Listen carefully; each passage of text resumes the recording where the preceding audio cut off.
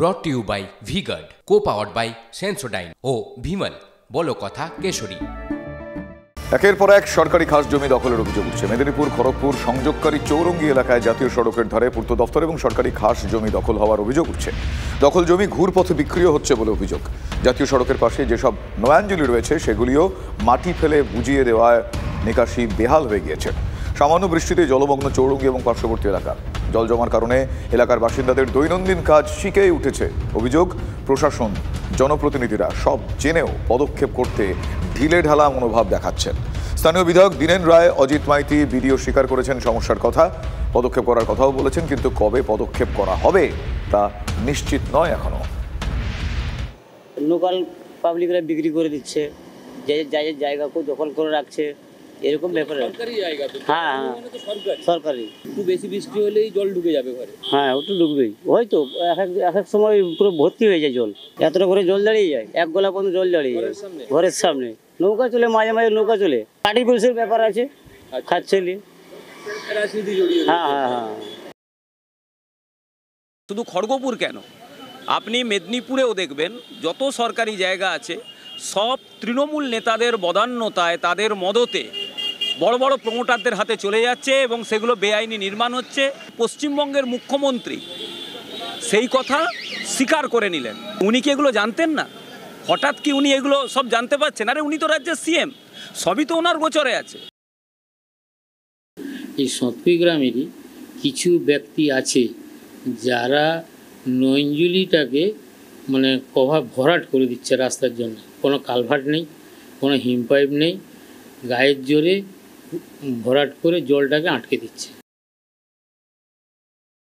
হ্যাঁ, আমিও শুনেছি কিছু কিছু লোক চৌরঙ্গির ওপরে করছে না, কিন্তু চৌরঙ্গি থেকে একদম সাইডে, সারাউন্ডিংয়ে একদম সাইডে মাটি ফেলে কিছু ব্যবসা বাণিজ্য করবার চেষ্টা করছে। এটা ঠিক হচ্ছে না।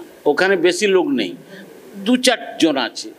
তো তাদেরকে প্রথমে আমরা একটা টিম পাঠাবো, যদি না শোনে তখন প্রশাসন দিয়ে নিশ্চয়ই তাদের উঠিয়ে দেওয়া হবে। এ ব্যাপারে তুমি নিশ্চিত থাকো, মুখ্যমন্ত্রী নির্দেশ দিয়েছেন, এর বাইরে আর কোনো কথা হবে না।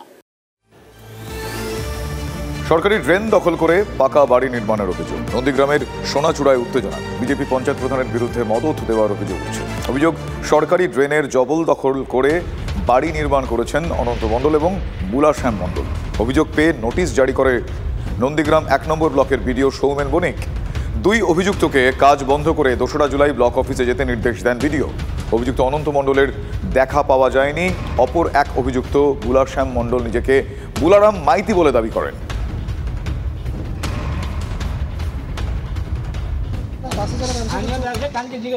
ওরাই দাবি করছে, তো আপনি ওরাই দাবি করছে, ওদের জিজ্ঞেস করো।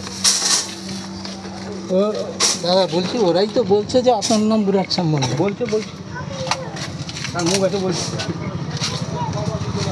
আপনি এই ব্যাপারে কি বলবেন? এটা মাছের স্টল করার জন্য করা হবে। এখন কি সেটা হচ্ছে না? এখন তো হচ্ছে না, এখন তো তারা আবার উল্টোটা আসছে না, আসতেই তারা নিজেদের বাড়ি তৈরি হচ্ছে। মানে তৃণমূল পঞ্চায়েত যখন ছিল তখন বলছি, বিজেপি পঞ্চায়েত আসার পরে এটা নিজেদের হচ্ছে ঘর। গত পঞ্চায়েত নির্বাচনে বিজেপির স্লোগান ছিল চোর মুক্ত পঞ্চায়েত গড়া।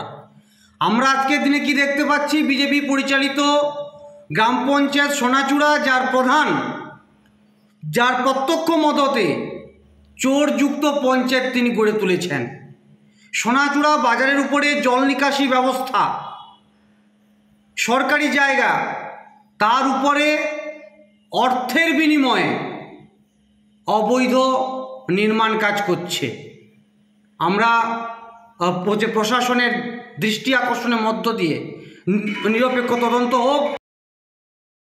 আগের বোর্ড যারা ছিল ওনারাই এইসব করে গেছেন। টিএমসির নেতারা 4-5টা করে বিল্ডিং নিয়ে ওনারাই ভাড়া দিচ্ছেন, আর আমরা আসতে না আসতে আমাদের নামে কাটমানির কথা বলছেন। বিরোধীরা অভিযোগ করছেন কাটমানি আমি নিয়েছি, ওনারা প্রমাণ দিন, তারপরে আমার বিরুদ্ধে এলিগেশন তুলুক, আমি সেটা মেনে নেব। উচ্ছেদের নামে বেছে বেছে দলের কর্মী সমর্থকদের বাড়ি জমি চিহ্নিত করা হচ্ছে, এমনটাই অভিযোগ বিজেপির। জলপাইগুড়ির রাজগঞ্জ ব্লকের বিভিন্ন সরকারি জায়গা দখলমুক্ত করতে শুরু করেছে প্রশাসন। গজলডোবায় যেসব দোকান সরকারি জায়গায় রয়েছে তাদের 1 মাসের মধ্যে উঠে যাওয়ার নির্দেশ দেওয়া হয়েছে। অভিযোগ সেই সঙ্গে বিজেপি কর্মীর বাড়ি গিয়েও চিহ্নিত করা হয়েছে। বিজেপির কি দায়িত্বে আছেন না কর্মী? কর্মী কি এমনি এই যে লোকদের ঘুরে বেড়ায়, কোনো দায়িত্ব নাই, এমনি মূর্খ লোক তো ওই সাথে সাথে ঘুরি আর কি। সেই কারণে আপনার বাড়িতে আসা হয়েছে, সেই কারণে কি এসেছে তাদের কাগজ ছাড়া? না, সব এইখানে কেউ কাগজ নাই, কোনো কাগজ নেই, না কোনো জমির কাগজ নেই। এলাকায় 5টি বুথ বিজেপির দখলে। পাশাপাশি লোকসভা নির্বাচনে বিজেপি এখানে ভালো ফল করেছে, তাই উচ্ছেদের নামে তাঁদের কর্মীদের চাপে ফেলে দল বদল করানোর ফন্দি করছে তৃণমূল। বিজেপির এমনটাই অভিযোগ, আর এই আন্দোলনে নামার হুমকি দিয়েছেন তারা। প্রশাসনের সঙ্গে উচ্ছেদ অভিযানে তৃণমূলের নেতা নেত্রীরাও ছিলেন বলে বিজেপির তরফ থেকে অভিযোগ করা হয়েছে। বিজেপির আরও অভিযোগ, এবং সেই অভিযোগ যথেষ্টভাবে এখনো পর্যন্ত তৃণমূল কংগ্রেস অস্বীকার করছে। জমি নিয়ে অভিযোগ রয়েছে, পুরো এলাকায় সার্ভে করা হবে, এমনটাই জানিয়েছেন তৃণমূল বিধায়ক খগেশ্বর রায়।